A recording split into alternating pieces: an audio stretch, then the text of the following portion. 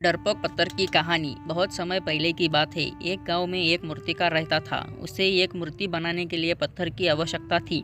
वह पत्थर खोजने के लिए जंगल में चला गया।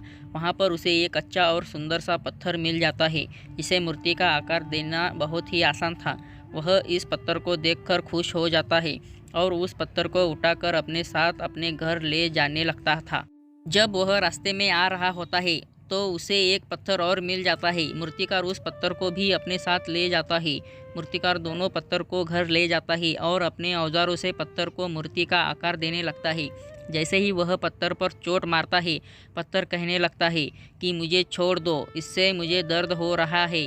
तुम किसी और पत्थर की मूर्ति बना लो। अगर तुम मेरे ऊपर ज़्यादा चोट मारोगे तो मैं टूट कर बिखर जाऊंगा। पत्थर की यह बात सुनकर मूर्तिकार को उस पर दया आ जाती है और वह उस पत्थर को छोड़ देता है और दूसरे पत्थर की मूर्ति बनाने लग जाता है। यह पत्थर कुछ नहीं बोला और कुछ ही समय में मूर्तिकार इस पत्थर को एक भगवान की मूर्ति में बदल देता है। भगवान की मूर्ति बनने के बाद गांव वाले उस मूर्ति को लेने के लिए आते हैं। जब गांव वाले उस मूर्ति को ले जाने लगते हैं तो वह सोचते हैं कि मूर्ति के पास नारियल फोड़ने के लिए एक पत्थर की आवश्यकता और पड़ेगी। इसके लिए वह दूसरे पत्थर को भी अपने साथ ले जाते हैं।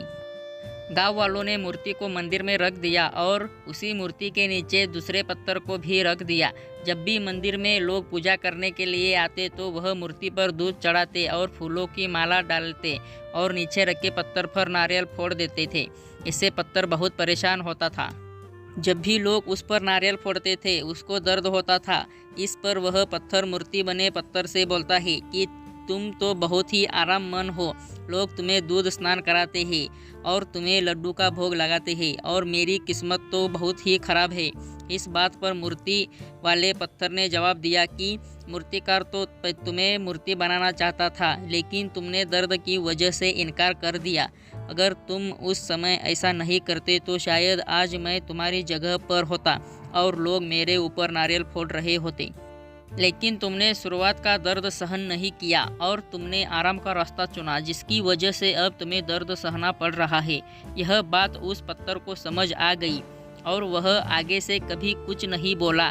जब भी लोग उस पर नारियल को फोड़ते वह सभी दुख हंसकर सहता था। जब लोग मूर्ति को लड्डू का भोग लगाते थे तो उस पत्थर पर भी लड्डू का भोग लगाते थे। इस कहानी से हमें यह सीख मिलती है कि हमें कभी भी किसी भी कठिन से कठिन परिस्थिति में घबराना नहीं चाहिए, क्योंकि शुरुआत में हमारे जीवन में कठिनाइयाँ आती है लेकिन बाद में सब कुछ ठीक हो जाता है। जो व्यक्ति शुरुआत की कठिनाइयों का सामना करके आगे बढ़ जाता है उसका आने वाला जीवन पूरा सुखमय हो जाता है। दोस्तों, ऐसे ही नई नई कहानियाँ सुनना चाहते हो तो मेरे चैनल को सब्सक्राइब करना मत भूलिए। धन्यवाद।